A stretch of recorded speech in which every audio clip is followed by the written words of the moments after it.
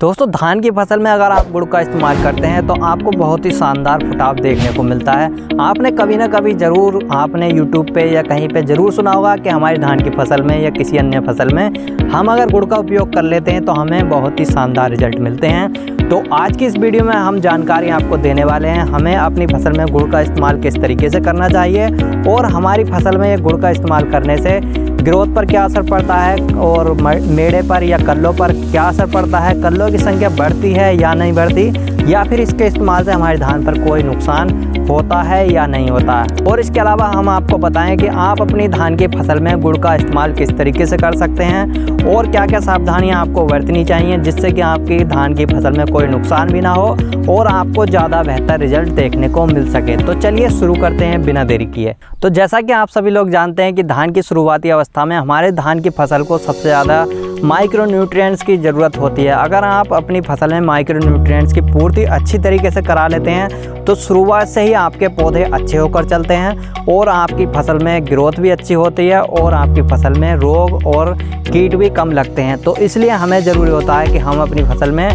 Major nutrients के साथ साथ माइक्रो न्यूट्रिएंट्स की भी पूर्ति करते चलें, क्योंकि हमारे कुछ किसान साथी इतने गरीब होते हैं, इतने अच्छे तरीके से पूरी फसल को अच्छे से पूरी तरीके से न्यूट्रिएंट्स या खाद या बीज दवाइयाँ नहीं दे पाते। तो ऐसे में हम आपको एक बहुत ही साधारण सा उपयोग आपको बताने जा रहे हैं। आप अगर अपनी फसल में गुड़ का उपयोग करते हैं तो आपकी फसल में कई सारे न्यूट्रिएंट्स की पूर्ति आप आसानी से कर सकते हैं और सस्ते में आप अपनी फसल की ग्रोथ अच्छे से बढ़ा सकते हैं, कल्लों की संख्या को भी बढ़ा सकते हैं। तो आपने मार्केट में बहुत सारे टॉनिक और प्लांट ग्रोथ प्रमोटर देखे होंगे और उनका इस्तेमाल आपने भी कभी ना कभी अपनी फसल में ज़रूर किया होगा।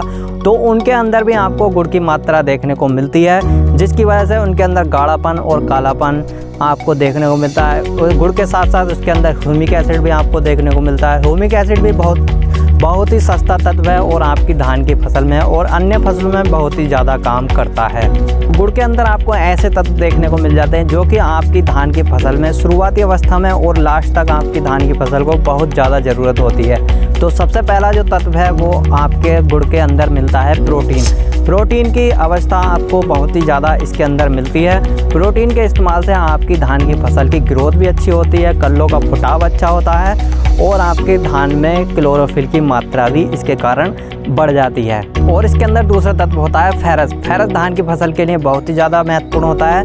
फेरस के इस्तेमाल से आपकी धान की फसल में पीलापन भी दूर होता है और क्लोरोफिल की मात्रा बढ़ती है और जो कल्ले होते हैं वो भी मजबूत होकर चलते हैं।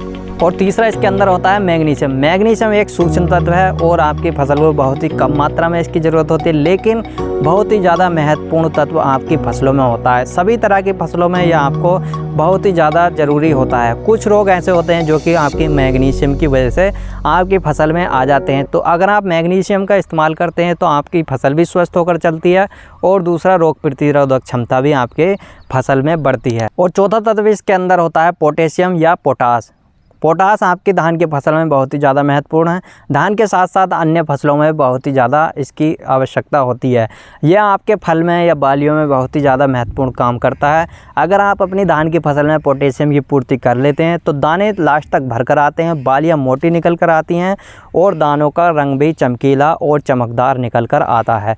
तो ये तत्व भी आपकी धान की फसल के लिए बहुत ज़्यादा ज़रूरी होता है। तो जो मेजर तत्व हैं वो आपको गुड़ के अंदर मिल जाते हैं, जिसके इस्तेमाल करने के बाद आपको बहुत ही शानदार रिजल्ट अपनी फसल में देखने को मिलते हैं। तो आइए अब बात कर लेते हैं हम इसका इस्तेमाल किस तरीके से कर सकते हैं और कौन कौन सी फसलों में इसका इस्तेमाल करना चाहिए और किस समय पर हमें इसका इस्तेमाल करना चाहिए।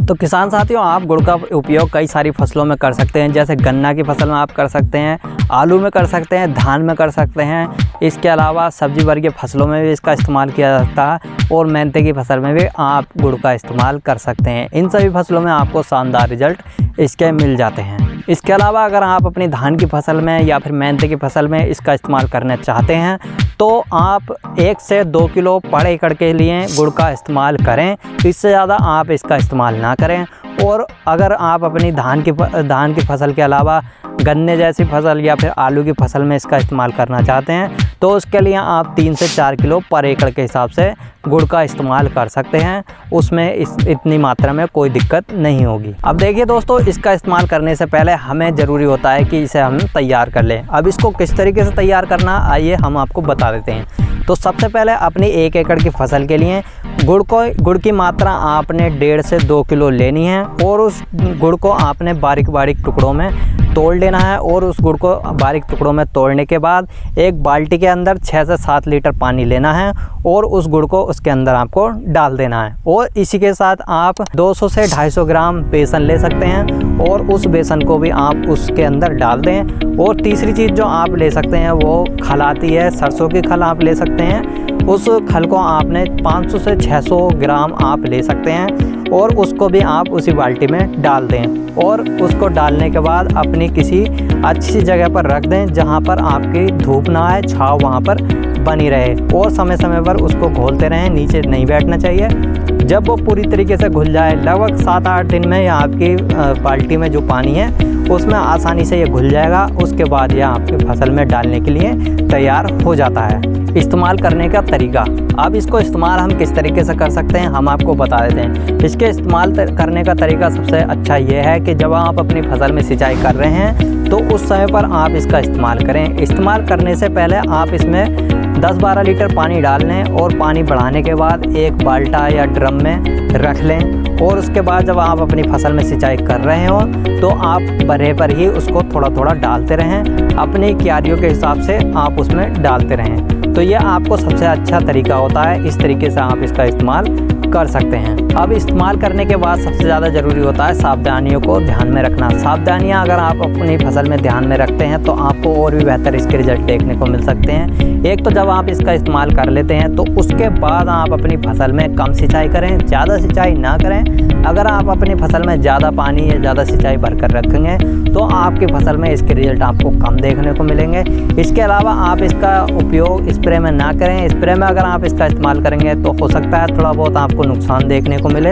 अभी हमने इसके ऊपर उपयोग नहीं किया है, अगर हम इसके ऊपर उपयोग कर लेंगे तो अब हम आपको बता देंगे कि आप इसका इस्तेमाल स्प्रे में कर सकते हैं या नहीं। तो इसलिए आप अभी इसका इस्तेमाल स्प्रे में ना करें। और इसके अलावा इसका इस्तेमाल आप खाद के साथ मिलाकर भी ना करें। अभी इसके साथ हमने खाद में मिलाकर भी इसका इस्तेमाल नहीं किया है। हो सकता है खाद पर भी कोई साइड इफ़ेक्ट देखने को मिले, तो इसलिए आप इसका इस्तेमाल ना करें। अगर आप इसका इस्तेमाल इस खाद में मिलाकर करना चाहते हैं तो अपनी एक क्यारी, छोटी सी क्यारी में या थोड़ा से एरिया में डालकर देख सकते हैं क्या इसके रिजल्ट मिल सकते हैं। और उसके बाद आप हमको कमेंट कर भी बता सकते हैं, जिससे कि हमें भी पता लग जाए कि इसके रिजल्ट खाद में मिलाकर कैसे आते हैं। तो यही था आज की वीडियो में। कैसी लगी आपको ये छोटी सी जानकारी अच्छी लगी हो तो वीडियो को लाइक करें और चैनल पर नए आए हो तो चैनल को भी सब्सक्राइब कर बेल आइकन को ऑन कर लें, ताकि आपको आने वाली वीडियो समय पर मिलती रहें, क्योंकि हम इस चैनल पर खेती संबंधित वीडियो लाते रहते हैं। तो मिलते हैं किसी और वीडियो में किसी और नए टॉपिक के साथ। तब तक के लिए जय हिंद दोस्तों।